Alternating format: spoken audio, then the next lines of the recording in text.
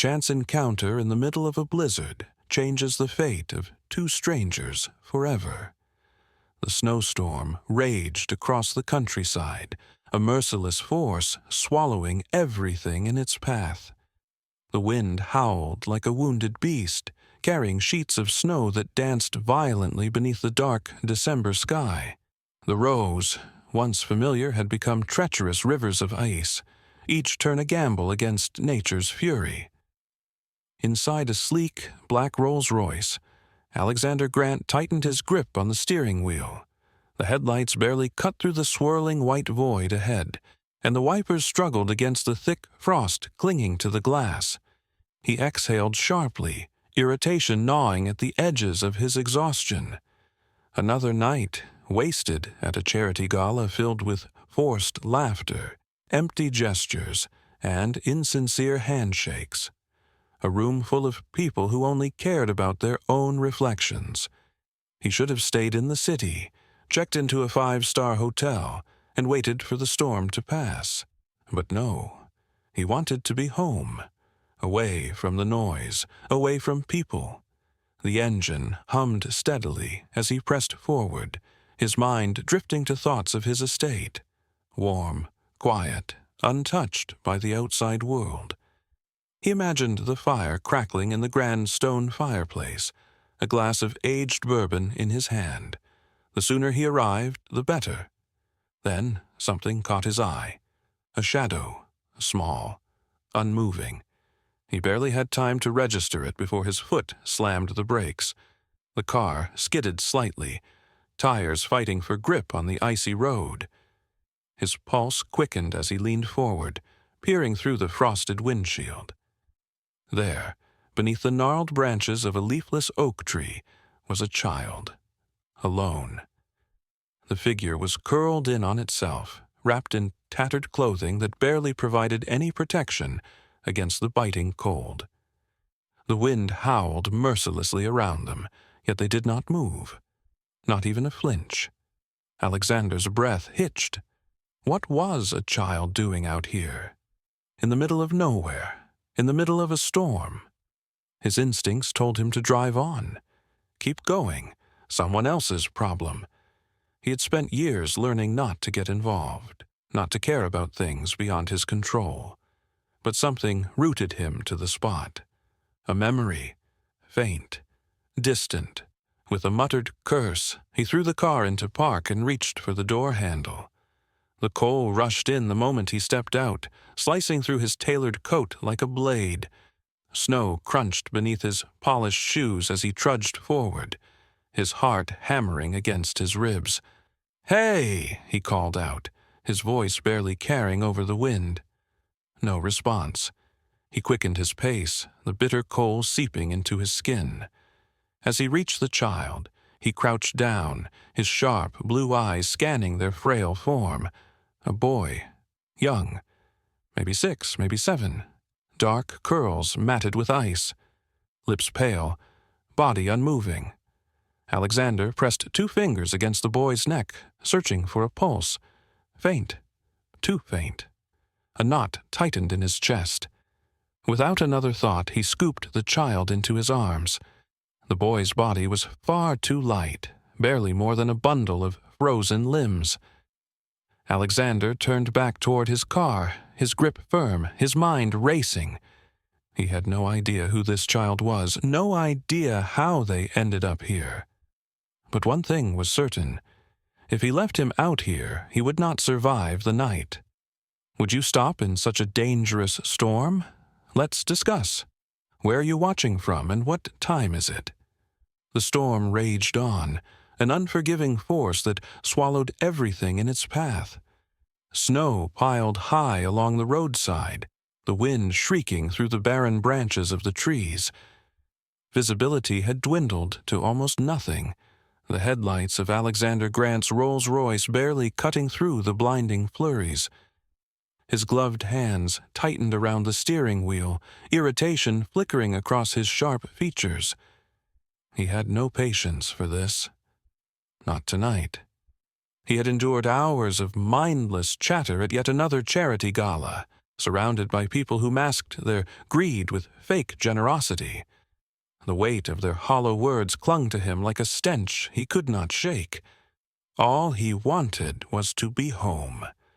But just as he considered speeding up, eager to leave the wretched storm behind, something caught his eye. A small, dark shape beneath an old oak tree. His first instinct was to keep driving. It was not his concern. He had spent years perfecting the art of detachment, remaining uninvolved, untouched by anything that did not directly affect him. Yet something deep within him would not allow him to look away. Cursing under his breath, he gripped the wheel and slowed the car to a stop. The engine idled, its warmth tempting him to stay inside. The rational part of his mind screamed at him to leave, but his feet had already moved. His hand had already reached for the door handle. The moment he stepped out, the cold slammed into him like a steel wall. The wind cut through his tailored coat as if it were nothing, snow clinging to his neatly pressed slacks. He trudged forward, each step sinking into the frost-covered ground. As he neared, his breath hitched. A child. The boy sat, curled against the trunk of the tree, his frail body barely covered by soaked, tattered clothing. His skin was too pale, his lips nearly blue. He trembled violently, his small frame racked with shivers. But what struck Alexander most was what the child clutched in his frozen hands. $1. It was old, its fabric worn and fraying at the seams. Yet the boy held it as though it were the only thing keeping him tethered to the world. Alexander crouched down, his own breath visible in the freezing air. "Hey," he said, his voice softer than he expected. "Can you hear me?" The child stirred slightly, his lashes fluttering against his frost-bitten cheeks. His lips parted, and though the wind nearly swallowed the sound, Alexander caught the whispered name, Zola. A strange tightness formed in Alexander's chest. He had spent years suppressing emotions, building walls thick enough to keep the world at bay. Yet in this moment, something cracked. A child, alone in the storm. A name spoken with what little strength he had left. Without another thought, Alexander reached forward, gathering the boy into his arms. The weight of the small body against him sent an unfamiliar rush through his veins, something urgent, something protective. There was no choice to make anymore. He had to save him. Have you ever witnessed someone in desperate need? What did you do? Let's talk. Alexander carried Zola through the blinding snow, each step sinking into the frozen ground as he hurried back to the waiting Rolls-Royce. The boy's body felt impossibly light, barely more than a bundle of bones wrapped in tattered fabric. The cold had seeped deep into his skin, making him limp in Alexander's arms. With a sharp yank, Alexander pulled the car door open and eased the child into the plush leather seat. The warmth from the car's heater rushed over them, melting the ice that clung to their clothes. Zola barely reacted, his small fingers still gripping the worn-out doll, as if letting go would mean losing everything. Alexander cranked the heat higher, pulling a thick wool coat from the passenger seat and wrapping it around the boy. "Stay awake," he said, his tone sharper than he intended. "You're safe now." The boy's eyelids fluttered, but he did not respond. Alexander clenched his jaw and shifted the car into drive, forcing the tires to grip the icy road as he sped toward Grant Estate. The journey was a blur of white, the snowstorm swallowing the countryside whole. But inside the car, silence stretched between them. Alexander had never been one for conversation, and Zola seemed lost in a world far beyond reach. The road twisted through the endless stretch of trees, each one weighed down by the storm's fury. The windshield wipers fought against the ice, struggling to keep the glass clear. Alexander's grip tightened on the wheel, his knuckles white with tension. He stole glances at the boy, his breathing shallow, his small fingers trembling beneath the thick coat. By the time they arrived at the grand estate, the storm had only worsened. The towering iron gates opened with a mechanical hum, revealing a long driveway lined with statues now buried beneath blankets of snow. The mansion loomed ahead, an imposing structure of stone and glass, its towering windows flickering with warm light. As the Rolls-Royce pulled to a stop, a group of house staff rushed forward, their expressions shifting from confusion to shock as Alexander stepped out with a child in his arms. The butler, an older man with a graying beard, took a hesitant step forward. "Sir, who? Prepare a room," Alexander cut in, his tone leaving no room for questions. "Call the doctor." The servants exchanged glances but obeyed, disappearing into the house as Alexander carried Zola inside. The grand marble floors gleamed beneath the chandelier's glow, a stark contrast to the boy's ragged state. The warmth of the estate was immediate, yet Zola still trembled, his small hands gripping the coat wrapped around him. His gaze darted around the towering ceilings, the intricate tapestries, the golden sconces lining the walls. The vastness of it all seemed foreign to him, too distant from whatever world he had known before. Whispers floated through the air. Who is he? Where did Mr. Grant find him? Why bring him here? Alexander ignored them all. He strode through the vast hallways, passing gold-framed paintings and towering bookshelves, until he reached a sitting room near the fireplace. He lowered Zola onto a velvet chaise, kneeling beside him. The fire crackled, casting flickering shadows across the boy's delicate features. The heat from the flames brushed against his frostbitten skin, yet he remained still, his grip on the doll unyielding. For a moment, neither spoke. Then Alexander asked, "Where are your parents?" Zola's fingers tightened around his doll. His head lowered. "They're gone." The words were barely a whisper, yet they echoed in Alexander's ears, louder than the storm raging outside. "Would you take in a stranger during a storm? Let's discuss." The night stretched on in silence, the howling storm outside muffled by the thick walls of Grant Estate. Alexander sat in his study, the dim glow of the fireplace casting flickering shadows against the dark oak shelves. A crystal tumbler of bourbon rested in his hand, untouched. His thoughts lingered on the boy sleeping just down the hall, wrapped in layers of warmth, safe for the first time in what was likely a long while. Then a knock echoed through the mansion. It was sharp, deliberate, cutting through the stillness like a blade. Alexander frowned, setting down his glass. At this hour? Who would come to his doorstep in the middle of a storm? A moment later, his butler appeared in the doorway, his expression unreadable. In his gloved hands, he held an envelope. "This arrived for you, sir. No return address. A messenger delivered it and left immediately." Alexander took the envelope, its thick paper slightly damp from the cold air outside. There was no name, no markings, nothing but the weight of something unknown pressing inside. His fingers slid beneath the seal, carefully tearing it open. Inside, a single photograph. His breath stilled. It was an old image, slightly faded at the edges. A woman stood in front of a rundown house, her face partially shadowed by the angle of the light. In her arms, she held a baby, bundled tightly in blankets, his tiny hand peeking out from beneath the fabric. The baby was Zola. Alexander's pulse quickened. He flipped the photograph over, searching for a note, a signature, anything to explain why this had been sent to him. But the back was blank. Just the ghostly outline of a life unknown. Who sent this? And why?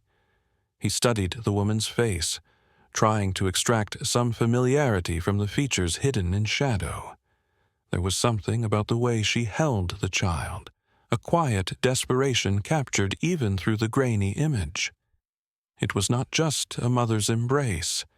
It was something more, a plea, a warning, a secret buried within the frame. The butler cleared his throat lightly. "Would you like me to investigate the origin, sir?" Alexander hesitated. His first instinct was to say yes, to demand answers immediately. But a part of him knew that whoever had sent this had done so with precision. If they wanted to be found, they would have left a trail. Instead, they had chosen secrecy. He exhaled sharply, setting the photograph down on the desk. "No, not yet." The butler nodded, retreating soundlessly, leaving Alexander alone with his thoughts. The fire crackled, but the warmth did nothing to ease the chill that had settled over him. His fingers traced the edge of the photograph, his mind spiraling with possibilities. He had questions, more than before, more than he was prepared to face. But one thing was certain. Someone out there knew Zola's past, and now they wanted him to know it too. What do you think is happening? Drop your theories below. The morning arrived with a deceptive calm. The storm had passed, leaving behind a thick blanket of snow that coated the vast estate grounds. But inside Grant Estate, the tension had only grown. Alexander stood by the tall windows of his study, staring at the untouched landscape, his mind elsewhere. The mysterious photograph sat on his desk, its presence demanding answers he still did not have. By dawn, his private investigators had begun their work. They were the best in the field, discreet, relentless, and thorough. Within hours, the first pieces of information surfaced, and with each new revelation, Alexander felt the weight of something far more sinister settling onto his shoulders. The woman in the photograph had a name, Helena Brooks. She had been a journalist, an investigative reporter known for exposing corruption in the darkest corners of society. But what set her apart was the case she had been working on before she disappeared. A human trafficking ring. Alexander's grip tightened as he read through the reports. The organization Helena had been investigating was linked to a charity, a well-known, highly respected non-profit called Hope Horizons.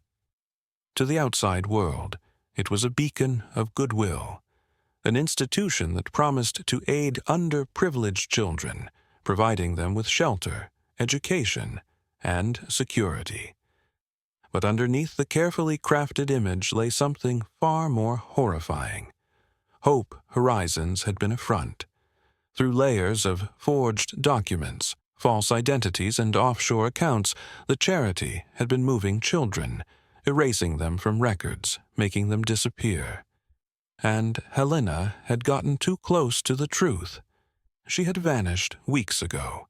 Alexander exhaled slowly, setting the papers down. His stomach churned.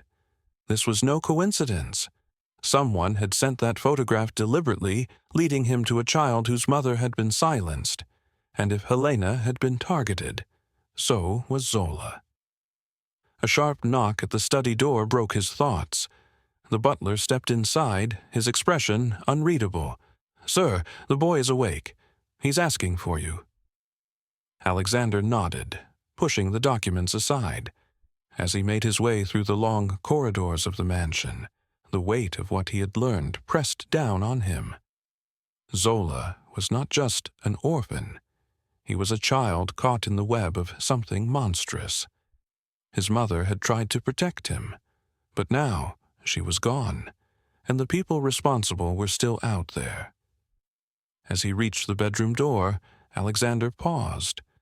For the first time in a long while, uncertainty settled in his chest. He had spent years building walls around himself, avoiding attachments, staying disconnected from anything that did not serve his interests. But now, standing here about to face the child who had been left behind, he realized something else. There was no walking away from this.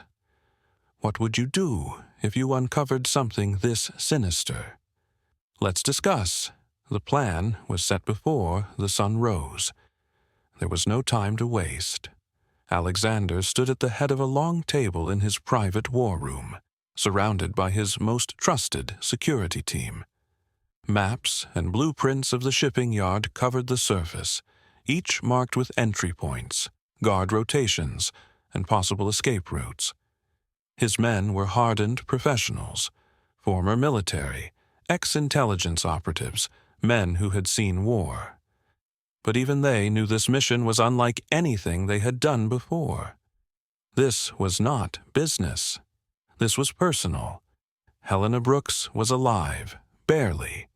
The investigation had confirmed that she was being held captive in a heavily guarded shipping yard controlled by Victor Harlow, one of Alexander's most ruthless rivals. Over the years, they had clashed in the world of high-stakes business, but this was different. Harlow's involvement in human trafficking had turned their rivalry into something far darker. "We go in quiet," Alexander instructed, his voice firm. "No unnecessary bloodshed. Our goal is to extract her and get out before Harlow even knows we were there." A murmur of agreement rippled through the room. His men knew the stakes. They knew failure was not an option. By nightfall, they moved in.